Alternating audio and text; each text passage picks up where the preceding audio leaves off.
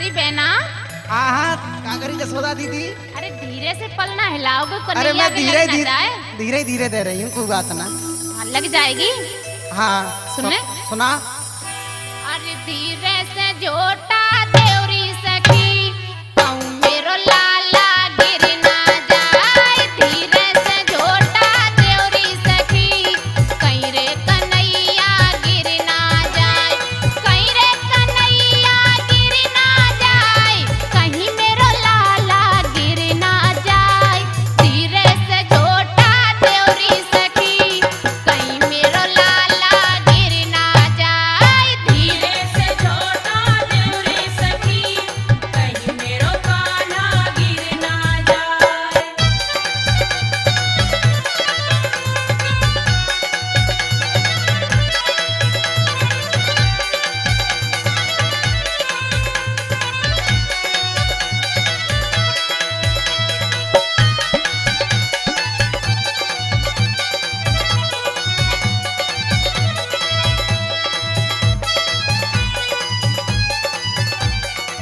धीरे झूला तू बहना मोरी टूट न जाई रेशम की डोरी।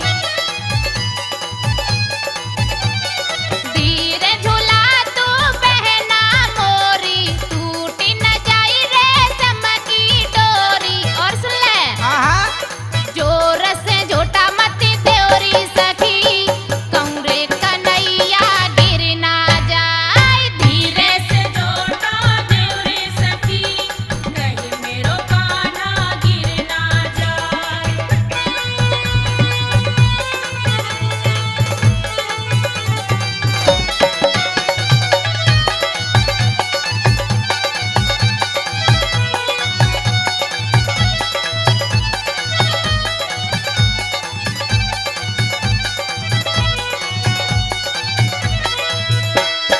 टूट जाए लकड़ी को पलना